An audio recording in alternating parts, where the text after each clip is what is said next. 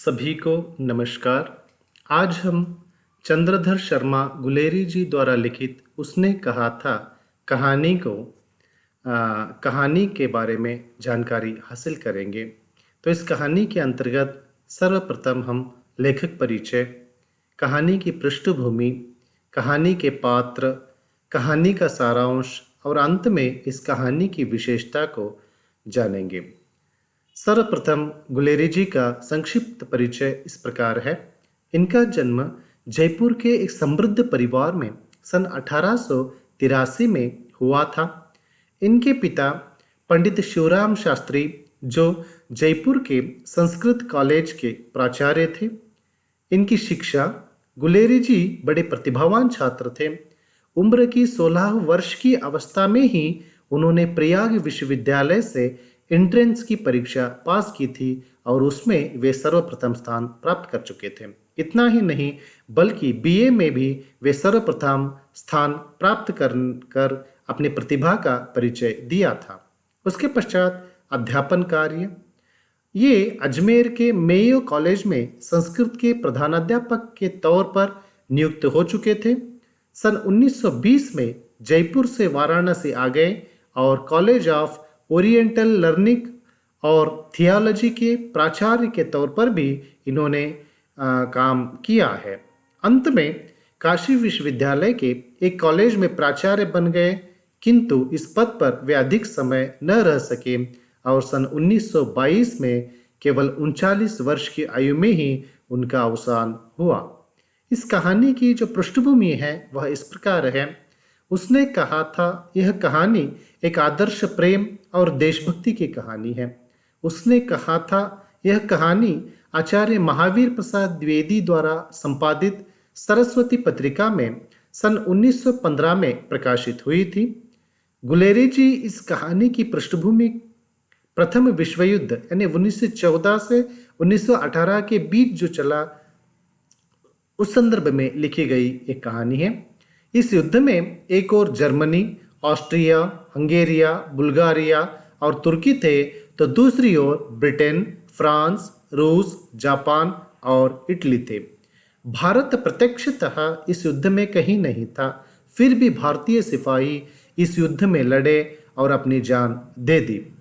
इस कहानी के पात्र इस प्रकार है। इस कहानी में प्रमुख रूप से दो पात्र हमें दिखाई देते हैं। पहला है नायिका सूबेदारनी और दूसरा लहना सिंह, जो इस कहानी का नायक है। और सूबेदारनी लहना सिंह के इर्द गिर्द ही यह कहानी घूमती हुई हम देखते जाते हैं। इस कहानी के अन्य पात्र हैं सूबेदार हजारा सिंह, जो सूबेदारनी के पति हैं, बोधा सिंह, जो सूबेदारनी का बेटा है, वजीरा सिंह, आतर सिंह, जो लड़की थी उस लड़की के ये मामा थे, माहा सिंह, लपटन साहब, अब्दुल्लाह, डाक बाबू, पोलूराम। ये इस प्रकार ये कहानी के पात्र हैं। इसके पश्चात हम कहानी के सारांश की ओर बढ़ेंगे।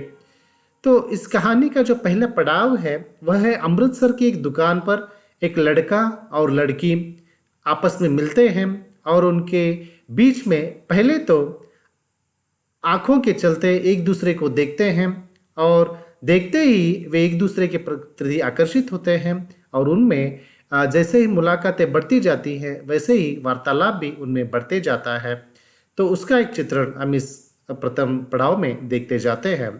लड़का अपने मामा के केश धोने के लिए दही लेने आया था, तो लड़की रसोई के लिए बड़ियाँ लेने बाजार आई थी। जब दोनों एक दूसरे की ओर देखते हैं तो देखते ही रह जाते हैं और लड़का उस लड़की से पूछता है, तेरा घर कहाँ है? लड़की ने जवाब में कहा, मैं मामा के यहाँ मगरे में रहती हूँ। मेरे मामा का नाम अतर सिंह है। लड़के ने भी अपना परिचय देते हुए कहा, मैं भी अपने मामा के यहाँ गुरु बाजार में रहता हूँ। ऐसे ही कुछ दिनों तक कभी सब्जी की दुकान पर तो कभी दूध वाले की दुकान पर या किसी न किसी स्थान पर दोनों महीनों तक दोनों का मिलना जुलना होता रहा और एक दिन लड़के ने पूछा, तेरी कुड़माई यानी सगाई हो गई? लड़की ने जवाब में धत्त कहकर वह भाग जाती है। कुछ दिनों पश्चात लड़के ने फिर वही सवाल उस लड़की से किया तो उसने जवाब में कहा, हाँ हो गई, देखो यह रेशम से कड़ा हुआ शालू। लड़की के इस जवाब को सुनकर लड़का क्रोधित होता है, निराश होता है और वहां से वह सीधे घर निकल पड़ता है। किंतु रास्ते में एक लड़के को मोरी में ढकेल दिया, एक कुत्ते को पत्थर मारा और एक गोभी वाले के ठेले में दूध उंडेल दिया। सामने से नहाकर आती हुई वैष्णवी से टकराकर अंधे की उपाधि पाई और तब कहीं जाकर वह घर पहुंचता है। इस घटना को 25 वर्ष बीत चुके हैं। वह लड़का अब लहना सिंह बनकर फौज में जमादार हो गया है। अब उसे उस 8 वर्ष की कन्या की याद ही नहीं रही। लहना सिंह जमीन के मुकदमे की पैरवी करने के लिए 7 दिन की छुट्टी लेकर जब घर आता है, किंतु रेजिमेंट अफसर की चिट्ठी मिलती है कि फौज लाम पर जा रही है और तुम्हें फौरन लौटकर वापस आना होगा। साथ ही और एक चिट्ठी उसे मिलती है जो सूबेदार हजारा सिंह की थी और जिसमें लिखा था कि मैं और बोधा सिंह भी लाम पर जाते हैं, लौटते समय हमारे घर होते आना, दोनों साथ मिलकर चलेंगे। सूबेदार का गांव रास्ते में ही पड़ता था। सूबेदार लहना को खूब प्यार करता था। लहना सिंह सूबेदार के घर पहुंचा। बातचीत समाप्त होने पर लहना सिंह लौट रहा था कि सूबेदार ने बेड़े में से बाहर आकर लहना से कहा, लहना, सूबेदारनी बुला रही है, वह तुझे जानती है, जा मिला। लहना सिंह को आश्चर्य हुआ। वह मन ही मन सोचने लगा, मैं तो सूबेदारनी को जानता ही नहीं, वह मुझे कैसे जानती है। दरवाजे के पास जाकर आवाज लगाई। सूबेदार ने सामने आई और पूछा, क्या तुमने मुझे पहचाना? लहना सिंह ने ना में जवाब दिया। तब सूबेदारनी ने कहा, तेरी कुड़माई हो गई? धत, कल हो गई। देखते नहीं यह रेशम से कड़ा हुआ शालू अमृतसर में मामा के यहाँ। मैंने तो तुम्हें आते ही पहचान लिया था। लहना, तुमसे मैं एक काम कहती हूँ, मेरे तो भाग ही फूट गए। सरकार ने बहादुर का खिताब जो दिया है, लायलपुर में ज़मीन दी है, आज नमक हलाली का मौका आया है। लहना, मेरा एक बेटा है, उसे फौज में भर्ती हुए केवल 1 वर्ष ही बीत चुका है। तुम्हें याद है लहना, जब तांगे वाले का घोड़ा दही वाले की दुकान के पास बिगड़ गया था और उस दिन तुमने ही घोड़ों की लातों से मुझे बचाकर दुकान के तख्ते पर खड़ा कर दिया था। जिस प्रकार तुमने मेरी रक्षा की है, ठीक वैसे ही इन दोनों की भी रक्षा करना, यह मेरी भिक्षा है लहना। इतना कहकर सूबेदारनी अंदर चली जाती है और लहना सिंह वापस लौटकर फौज में आता है तो देखता है कि युद्ध का वातावरण है। लहना सिंह इस युद्ध के बमों और तोपों से उब चुका था। वह कहने लगा कि यह भी कोई लड़ाई है, दिन रात खंदकों में बैठे हड्डियां अकड़ गई हैं। तभी कैप्टन साहब का ऑर्डर आता है कि दुश्मन आने वाला है, होशियार रहना। लहना सिंह होशियारी से दुश्मन के आने का इंतजार करने लगा। तभी किसी ने खबर दी कि लेफ्टिनेंट साहब की वर्दी में कोई दूसरा आया है। तो लेफ्टिनेंट साहब तो मारे गए हैं या कैद हो गए हैं। लेफ्टिनेंट साहब की वर्दी में जर्मन आया है, अब तो मारे गए। चारों ओर धोखा था। उतने में लहना सिंह दीवार से चिपक गया। उसने देखा कि लेफ्टिनेंट साहब ने जेब से बेल के बराबर 3 गोले निकाले, तीनों को जगह जगह पर खंदक की दीवारों में घुसेड़ दिया और तीनों में एक तार सा बांध दिया। तार के आगे सूत की एक गुत्ती थी जिसे सिगड़ी के पास रखा। बाहर की तरफ दियासलाई गुत्ती पर रखने लगा। मौके की तलाश पाकर लहना सिंह ने बिजली की तरह दोनों हाथों से बंदूक उल्टी कर उठाकर जोरों से साहब की कुहनी पर दे तान कर दे मारा। धमाके के साथ साहब के हाथ से दियासलाई गिर पड़ी। लहना सिंह ने कुंदा साहब की गर्दन पर मारा और साहब माय गॉड कहते हुए चित हो गया। लहना सिंह ने तीनों गोले बिनकर खंदक से बाहर फेंक दिए और साहब को घसीटकर सिगड़ी के पास लिटाया। जेबों की तलाशी ली। 3-4 लिफाफे और एक डायरी निकाल कर उन्हें अपने जेब के हवाले किया। तभी अचानक साहब की जेब में से पिस्तौल चली और लहना की जांग में गोली लगी। इधर लहना के हेनरी मार्टिनी के 2 फायरों ने साहब की कपाल क्रिया कर दी। धड़ाका सुनकर सब दौड़ आए। लहना सिंह ने उन्हें यह कहकर सुला दिया कि एक हड़का हुआ कुत्ता आया था जिसे मैंने मार दिया। उतने में बंदूक लेकर सब तैयार हो गए। लहना ने साफा फाड़कर घाव के दोनों तरफ कसकर पट्टियां बांध ली। देखते ही देखते 70 जर्मन खाई में घुस आए। इतने में सिखों की बंदूकी की बाढ़ ने पहले धावे को रोका, दूसरे को रोका। अचानक आवाज आई, वाह गुरुजी की फतह, गुरुजी दा खालसा, और धड़ाधड़ बंदूकों के फायर जर्मनों के पीठ पर पड़ने लगे। जर्मन दो चक्की पाटों के बीच में आ गए। पीछे से सूबेदार हजारा सिंह के जवान आग बरसाते थे और तो सामने से लहना सिंह के साथी उन्हें संगीन चला रहे थे। पास आने पर पीछे वालों ने भी संगीन पिरोना शुरू कर दिया। इस लड़ाई में 63 जर्मन या तो मारे गए थे या कराह रहे थे।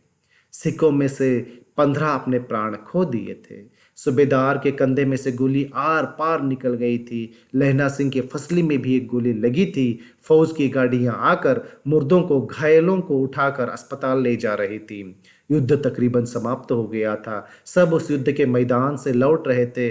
बोधा भी गाड़ी में लेट गया। लहना को भी चढ़ने को कहा गया, किंतु लहना ने कहा, सुनिए तो, सूबेदार ने होरा को चिट्ठी लिखी तो मेरा मत्था टेकना, लिख देना, और जब घर जाओ तो कह देना कि मुझसे जो उन्होंने कहा था वह मैंने कर दिया है। गाड़ियां चल पड़ी। सूबेदार ने चढ़ते चढ़ते लहना का हाथ पकड़कर कहा, तैने मेरे और बोधा के प्राण बचाए हैं, लिखना कैसा, साथ ही घर चलेंगे।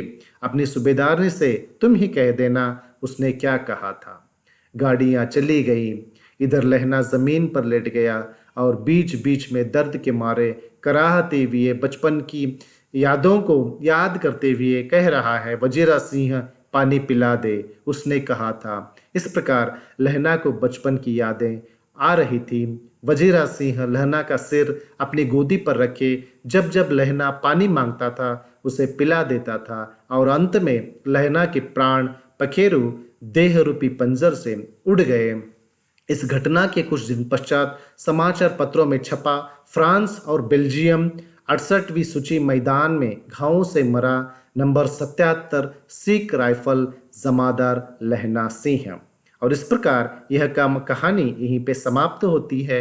और इस कहानी में दिखाई देने वाली विशेषताएं इस प्रकार हैं। तो पहली विशेषता है बुद्धिमत्ता।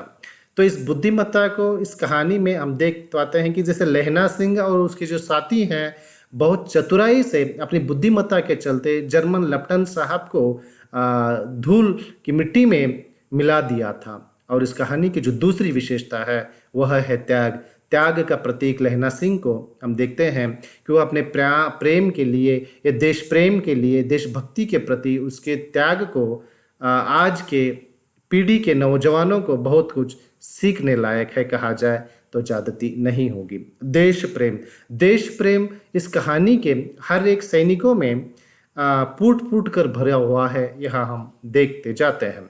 वाक्पटुता, इस कहानी में और एक विशेषता वाक्पटुता की रही है। जैसे हम देखते हैं कि जो टांगे वाले हैं वे टांगे वाले बहुत ही वाक्पटु हैं, क्योंकि सामने कोई भी अगर टांगे के सामने आता है तो वे बड़े प्यार से उन्हें हटने के लिए कहते हैं, हट जा पुत्ता प्यारिये, हट जा लंबी उम्र वालिये, कहकर बड़े प्यार से वे उन्हें दूर करते हुए हमें दिखाई देते हैं। और उसके पश्चात इस कहानी की जो और एक विशेषता है वह करुणा की है। इस करुणा के चलते ही लहना सिंह, बोधा सिंह और उसके अन्य साथियों की जी जान पर खेलकर वह उनकी रक्षा करता है और उन्हें बचाता है, और उनकी लगने वाली गोलियों को वह अपने छाती पर, सीने पर ले लेता है, फसलियों में ले लेता है। और इस कहानी की जो अंतिम विशेषता है वह है मानवता। मानवता ही इस कहानी का कहानी की अंतिम जान है, कहा जाए तो ज्यादती नहीं होगी। इसी मानवता के निर्वाह के लिए लहना सिंह अपने प्राणों को हाथ में लेकर युद्ध में लड़ाई करता है, और इस मनुष्यत्व को स्थापित करने में वह सबसे आगे के पायदान पर वह ठहरता है, कहा जाए तो ज्यादती नहीं होगी। और यह कहानी यहीं पे समाप्त होती है। सभी को धन्यवाद।